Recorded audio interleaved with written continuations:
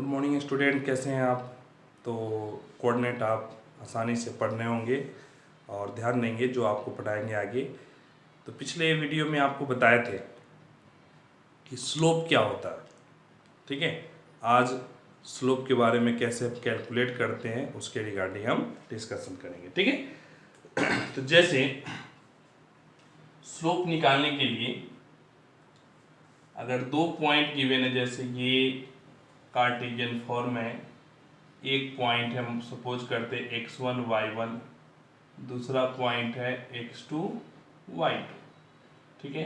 तो यहाँ से अगर हम ये डालते हैं तो यहाँ से यहाँ क्या होगा x1, यहाँ से यहाँ हम डालते हैं तो ये क्या होगा x2, नहीं ये डिस्टेंस हो गया x1 और यहाँ से यहाँ तक का डिस्टेंस हो गया x2, ठीक है। ये डिस्टेंस हो गया y1 और ये टोटल डिस्टेंस हो गया y2, y एक्सिस के लॉन्ग।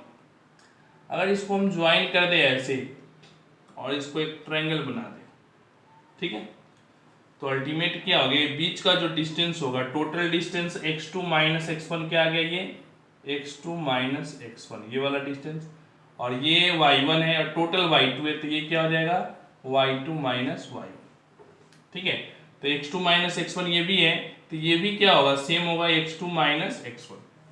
और अगर ये एंगल थीटा है तो सिंपल सा पाइथागोरस थ्योरम से, ट्रिगोनोमेट्री से tan थीटा क्या होगा y2 minus y1 upon x2 minus x1, और यही क्या होगा स्लोप। या आप ऐसा भी कर सकते हैं, अगर चेंज कर दे तो y1 minus y2 by x1 minus x2 means difference in y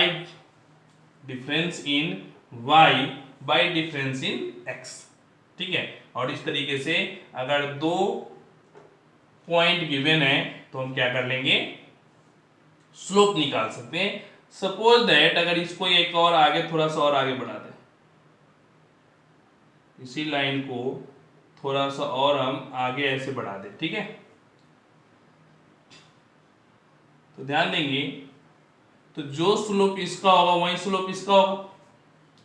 means अगर कोई और पॉइंट, अगर इसको मान लेते हैं x1 y1 x2 y2 और इसको क्या x3 y3, तो सेम वे में यहां से tan थीटा क्या आएगा, अगर क्या आएगा y3 माइनस y1 अपॉन में x3 माइनस x1।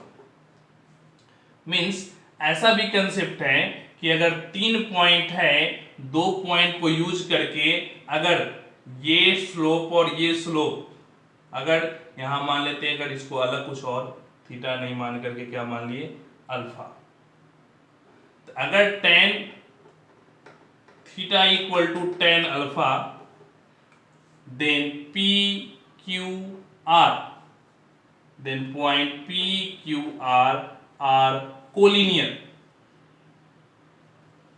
क्या हो गया कोलिनियर हो गया। दैट मीन्स याद कीजिए, तीन पॉइंट कोलिनियर प्रूफ करने के लिए हम क्या करते थे, एरिया ऑफ ट्रायंगल जीरो कर देते, डिस्टेंस फार्मूला दो के डिस्टेंस का सम तीसरे के इक्वल होता था, फिर यहाँ तो सिंपल डिफरेंस लिए स्लोप निकाले, अगर दोनों का स्लोप, दो स्लोप इक्वल हो गया तो ये तीनों पॉइंट क्या होगा कोलिनियर होगा। और स्लोप यूज करके कोलिनियर प्रूफ करना सबसे आसान है, हम उससे भी प्रूफ कर सकते हैं, वो भी सही मेथड है, लेकिन स्लोप यूज करके कोलिनियर प्रूफ करना और कंपेयर टू अदर सबसे आसान है। बाकी जो आपको आसान लगे उससे हम सोल्व कर सकते हैं। तो इस तरीके हम स्लोप कैलकुलेट करें, ठीक है। चलिए, तो अब आता है क्वेश्चन कि अगर एंगल पॉजिटिव हो, बताए थे अगर एंगल पॉजिटिव हो, स्लोप पॉजिटिव हो, स्लोप क्या हो पॉजिटिव हो, स्लोप अगर पॉजिटिव हो दैट मीन्स क्या, एंगल फर्स्ट क्वाड्रेंट में है, स्लोप पॉजिटिव है दैट मीन्स एंगल क्या है फर्स्ट क्वाड्रेंट में है थीटा। अगर फर्स्ट क्वाड्रेंट में होगा तो tan थीटा पॉजिटिव, और अगर स्लोप निगेटिव है मीन्स एंगल क्या है सेकेंड क्वाड्रेंट में है, दैट मीन्स इसलिए स्लोप निगेटिव हुआ। तो हम पॉजिटिव निगेटिव से क्वाड्रेंट बता सकते हैं किस एंगल किस क्वाड्रेंट में होगा, ठीक है। अगर angle theta equal to 45 degree given है तो हमें स्लोप निकालना है, क्या निकालना है स्लोप निकालना है, तो क्या लिखेंगे tan 45, तो स्लोप m क्या हो गया tan 45 की वैल्यू क्या होता है 1 होता है। अगर स्लोप निकालना है एंगल कितना दिया हुआ है 60 डिग्री, तो क्या लिखेंगे tan 60 डिग्री, और tan 60 की वैल्यू क्या होता है √3। मींस एंगल गिवन है, तुरंत वैल्यू पुट करेंगे और tan थीटा क्या आ गया स्लोप आ गया। बहुत आसान, ठीक है। अब स्लोप गिवन है, एंगल निकालना है, तो tan थीटा इक्वल टू 1 है, तो थीटा की वैल्यू क्या होगा 45 डिग्री। कितने डिग्री पे 1 होता है 45 डिग्री पे, ठीक है। वैसे ही अगर slope tan theta equal to 0 दिया है, that means theta equal to क्या हो गया 0 degree parallel to x axis, ठीक है। तो इस तरीके से अगर एंगल गिवन है तो tan थीटा यूज किए, स्लोप आ गया। अगर स्लोप गिवन है तो हम एंगल भी निकाल सकते हैं, दोनों एक दूसरे से सोल्व कर सकते हैं, ठीक है। चलिए अब आता क्वेश्चन 2 पॉइंट गिवन है तो स्लोप निकालना, अभी फॉर्मूला बताए थे। तो जैसे पॉइंट है 2 3, P पॉइंट है 2 3 और Q पॉइंट है 4 3। P पॉइंट है 2 3 और Q पॉइंट है 4 3। स्लोप निकालना है m, तो क्या लिखेंगे y2 minus y1 upon x2 minus x1 क्या आ गया 0। दैट मीन स्लोप क्या आ गया 0, that is parallel to x axis. नहीं, x एक्सिस का स्लोप क्या होता है 0, y एक्सिस का स्लोप इन्फिनिटी। तो इस तरीके से अगर दो पॉइंट गिवन है तो y2 minus y1 upon x2 minus x1 क्या करेंगे स्लोप कैलकुलेट करेंगे। अब अगला टाइप का क्वेश्चन है कोलिनियर प्रूफ करना है। 3 पॉइंट है 8 2 3, इसलिए आपको स्टार्टिंग में कंसेप्ट तीनों का बता दिए थे। 2 3 1 4 2 3 1 4 और -3 8। अब 3 पॉइंट गिवन है A B और C, बताना है कि कोलिनियर है। तो पहले स्लोप ऑफ AB कैलकुलेट करें। क्या कर लें स्लोप ऑफ AB कैलकुलेट कर ले, तो क्या आएगा y2 माइनस y1 अपॉन में x2 माइनस x1 क्या आ गया 4 माइनस 3 1 बाई -1 इक्वल टू -1, ठीक है। स्लोप ऑफ BC कैलकुलेट करें तो क्या आएगा 8 माइनस 4 बाई -3 -1, 8 क्या आ गया 4 बाई -4, AB क्या आ गया -1। तो slope of AB equal to slope of BC, that imply ABC are collinear. ABC क्या है कोलिनियर है। समझ में आया, क्लियर हुआ। तो इस तरीके से आपको पहले कंसेप्ट भी बताए थे कि अगर स्लोप इक्वल हो गया तो क्या होगा कोलिनियर होगा, ठीक है। अब इसी टाइप के क्वेश्चन में अननोन कैलकुलेट करना होता है। जैसे find the value of x so that slope is 2 x3। दो पॉइंट है 2 5 x3 और इसका स्लोप क्या है 2। तो x की क्या वैल्यू होगा जिससे स्लोप क्या आ जाए 2 आ जाए। तो हम क्या करेंगे स्लोप गिवन है y2 माइनस y1 अपॉन में x2 minus x1, 2x minus 4 equal to क्या आ गया -2। तो 2x इक्वल टू क्या हो गया 2, तो x की वैल्यू क्या आ गया। इस तरीके से आप देखें तो x की वैल्यू क्या आ गया 1 आ गया। तो हम आसानी से कैलकुलेट कर सकते हैं अननोन की वैल्यू। इसी में y भी अननोन हो सकता है, x भी अननोन हो गया, ठीक है। स्लोप दिया है, पॉइंट का कैलकुलेशन, ठीक है। अब अगला क्वेश्चन है परपेंडिकुलर। अब परपेंडिकुलर ध्यान देंगे, जैसे दो लाइन पैरेलल है, दोनों का डायरेक्शन सेम है, तो tan थीटा दोनों का क्या होगा सेम होगा। दोनों का डायरेक्शन सेम है तो स्लोप सेम हो गया। अगर दोनों एक दूसरे पे परपेंडिकुलर होगा तो अगर एक का स्लोप m1 है दूसरे का स्लोप m2 है, तो देख क्या होगा m1 m2 equal to -1। That mean दोनों के स्लोप का प्रोडक्ट क्या होगा -1 होगा। दैट मीन्स m2 की वैल्यू क्या आएगा -1/m1। मीन्स अगर दोनों के स्लोप का प्रोडक्ट -1 हो गया तो क्या होगा परपेंडिकुलर होगा, ऑर्थोगोनल होगा, 90 डिग्री पे होगा। ऐसा क्यों होगा आगे आएगा कंसेप्ट, उस टाइम बताएंगे आपको, ठीक है ऐसा क्यों होता है। ठीक है, फिलहाल अभी आप इतना देखें। चलिए अगला क्वेश्चन देखेंगे। तो कोलिनियर समझे, बताएंगे कि क्या perpendicular A, find a slope line perpendicular to the line joining this 6 4 and 2 12, 6 4 और 2 12 इस लाइन को ज्वाइन करने वाला लाइन, इस दोनों पॉइंट को ज्वाइन जो कर रहा है लाइन, उसके स्लोप का परपेंडिकुलर स्लोप क्या होगा। ठीक है, इसके स्लोप का परपेंडिकुलर स्लोप। तो हम क्या करेंगे, m1 निकालेंगे, y2 minus y1 upon x2 minus x1 क्या आएगा 8 बाई माइनस 4 क्या आ गया -2। ठीक है, तो हमें m2 परपेंडिकुलर स्लोप निकालना था, क्या आएगा -1 by m1, that means -1 by -2 क्या आ गया 1/2, that is the perpendicular slope. समझ में आया नहीं आया?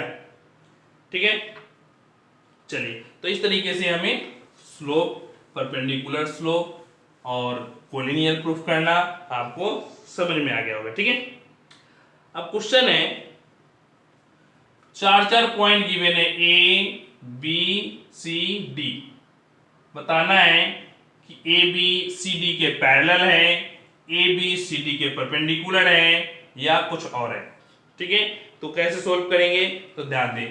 तो ए पॉइंट है 2 2, बी पॉइंट है 5 6, ठीक है, वैसे ही सी पॉइंट है 7 -4 और डी पॉइंट है 1 4। तो क्या करेंगे, सबसे पहले हम slope of A B calculate कर ले। ठीक है, और यहां क्या करेंगे, slope of C D calculate कर ले। ठीक है, ए बी और सी डी का स्लोप। तो स्लोप निकालने के लिए क्या करते हैं, y2 minus y1 m, y2 minus y1 upon x2 minus x1 क्या आ गया 4/3। ठीक है, और स्लोप ऑफ सी डी क्या होगा m2, ये m1 ले लें। ठीक है, y2 माइनस, तो 4 minus minus minus 4 plus 4 8 by 1 minus 7। फिर से देखिए, y2 minus y1 x2 minus x1 solve करेंगे, क्या आएगा 8 बाई -6, तो क्या आ गया 4 बाई -3। यहां देखिए समझ में आया, y2 minus y1 x2 minus x1, तो वो 4/3 है, ये -4/3 आया। समझ में आया नहीं आया? ठीक है, तो क्या होगा ना, तो ये पैरेलल है क्योंकि ये दोनों सेम नहीं है। m2 कितना आ गया -4/3, दैट मीन्स ये दोनों सेम नहीं है, दैट मीन्स क्या है नॉट पैरेलल। ठीक है, दोनों का प्रोडक्ट करेंगे तो -1 नहीं है, so not perpendicular, neither parallel not perpendicular. कोई भी हो सकता है दोनों के बीच का इंक्लाइनेशन, बट पैरेलल और परपेंडिकुलर ये दोनों नहीं है। तो इस तरीके से दोनों को हम कैलकुलेट करेंगे ए बी और ठीक है, समझ में आया? अगला क्वेश्चन देखेंगे इस तरीके से, find y such that 3y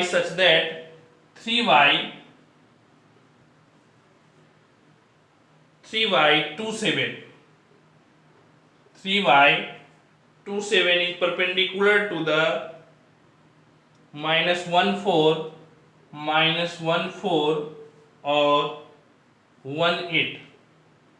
ठीक है, इस तरीके से दो पॉइंट दिया है, मींस 4 पॉइंट है, एक ये पेयर दिया है ए बी और ये पेयर मान लेते हैं बी सी। ठीक है, दो पेयर दिया हुआ है और आपको बताना है y की वैल्यू निकालना, जिससे दोनों स्लोप क्या आ जाए परपेंडिकुलर आ जाए, दोनों स्लोप क्या आ जाए परपेंडिकुलर आ जाए। तो ध्यान दें, सोल्व करेंगे तो ए बी और बी सी। ठीक है, तो पहले ए बी का स्लोप निकालें, slope of A B equal to y2 minus y1 upon x2 minus x1। Finally क्या आ गया 7 माइनस y बाई 2 माइनस 3 क्या होगा -1, तो y माइनस 7 आ गया स्लोप। तो स्लोप ऑफ BC क्या आएगा 8 minus 4 by 1 minus minus plus 1 क्या आ गया 8 4 4/2 2। अकॉर्डिंग टू क्वेश्चन दोनों का स्लोप क्या होना चाहिए, परपेंडिकुलर, और परपेंडिकुलर होने के लिए दोनों का प्रोडक्ट क्या होना चाहिए, -1। दोनों का प्रोडक्ट क्या होना चाहिए, -1। तो सोल्व करेंगे तो y - 2 इक्वल टू क्या हो गया, -1/2। तो y की वैल्यू क्या आ गया, सॉरी 2 - 1/2। सोल्व करेंगे तो 4 - 1 क्या आ गया, 3/2। तो जो y की वैल्यू होगा वो क्या होगा, 3/2 होगा। समझ में आया, क्लियर हुआ या नहीं हुआ? ठीक है, तो इस तरीके से हम सोल्व करते हैं। ठीक है, समझ में आया। 7 - y 2 - 3 -1 7y -7। ठीक है, BC क्या, 8 - 4 और 1 + 1 2 4/2 2 हो गया। दोनों का प्रोडक्ट, स्लोप का प्रोडक्ट क्या होना चाहिए, -1 होना चाहिए। ठीक है, तो हम सोल्व किए और अपना काम बन गया। ठीक है, तो इस तरीके से हम सोल्व करेंगे और सॉल्यूशन आ जाएगा। ठीक है, अगला देखेंगे कि कैसे हम सोल्व करते हैं। ठीक है, अगला आपको,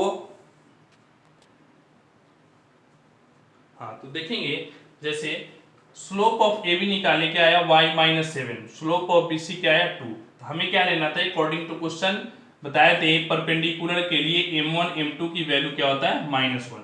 तो m1 m2, यहाँ m1 कितना है, y - 7। तो यहाँ क्या लेंगे, y - 7, बाकी सारे सही है, +7 और सोल्व करेंगे तो क्या आएगा, 13/2। और ये आपका परफेक्ट आंसर आ जाएगा। ठीक है, क्योंकि ये स्लोप है m1 और ये स्लोप है m2 और दोनों का प्रोडक्ट है। ठीक है, चलिए अगला क्वेश्चन देखेंगे। अगले क्वेश्चन में क्वेश्चन है, if a line is equally inclined to the axis. अब ध्यान देंगे, equally inclined to the axis, तो सिंपल सा ध्यान देंगे कि अगर दोनों लाइन से इक्वल इंक्लाइन कर रहा है, कॉमन सेंस लगाएं तो क्या होगा, इक्वल इंक्लाइन कर रहा है तो थीटा कितना होगा, 45 डिग्री। ठीक है, या equally incline to the axis इससे हो सकता है, या equally incline to the axis इससे भी हो सकता है। तो यहाँ एंगल कितना होगा, 135 डिग्री। ठीक है, तो क्या लिखेंगे, m = tan 45, दैट मीन्स कितना, 1, और m = tan 135, दैट मीन्स क्या आ गया, -1। तो इक्वली इंक्लाइन टू एक्सिस क्या होगा, स्लोप क्या होगा, इक्वल टू +-1। +1 भी हो सकता है, -1 भी हो सकता है। समझ में आया? ठीक है, चलिए तो ये क्वेश्चन अब देखेंगे। एक क्वेश्चन बच्चों का प्रॉब्लम था, तो आप देखेंगे उस क्वेश्चन को एक बार और बताते हैं। शिफ्टिंग ऑफ ओरिजिन से था क्वेश्चन, था find A point to which origin should be shifted. Origin shift होता है तो क्या होता है, y² + 4y, y² + 4y + 8x - 2, 8x - 2 = 0। ठीक है, तो find the point to which origin must be shifted to the equation this will not contain term in y and constant. Means अगर ओरिजिन को ऐसा शिफ्ट करना है जिससे इसमें y नहीं हो, और मींस y का टर्म नहीं हो और कांस्टेंट का टर्म भी नहीं है, ये दोनों टर्म नहीं हो, इस तरीके से हमें ओरिजिन को शिफ्ट करना है। तो सपोज करते हैं ओरिजिन को शिफ्ट कर दिए कहाँ, h के। तो h को शिफ्ट करेंगे तो क्या होता है, x = x' + h और y = y' + k। ठीक है, तो हम पुट कर देंगे, दोनों को शिफ्ट कर दिए तो y के स्थान पे y' + k the whole square + 4 × y' + k + 8 × x' + h -2 = 0। Shift करने के बाद यही आएगा। अब इस इक्वेशन में y का टर्म नहीं होना चाहिए और कांस्टेंट टर्म नहीं होना चाहिए। ठीक है, तो पहले एक एक करके सोल्व करेंगे। y' दी a² + b² + 2y' ठीक है, a² + b² + 2ab + 4y' plus 4k plus x dash plus 8h minus 2 equal to 0। ठीक है, अब यहां से y डैश वाला टर्म क्या क्या आया, तो y डैश कॉमन करेंगे तो 2k प्लस 4 और कहीं y डैश है नहीं है, ठीक है, 2k प्लस 4।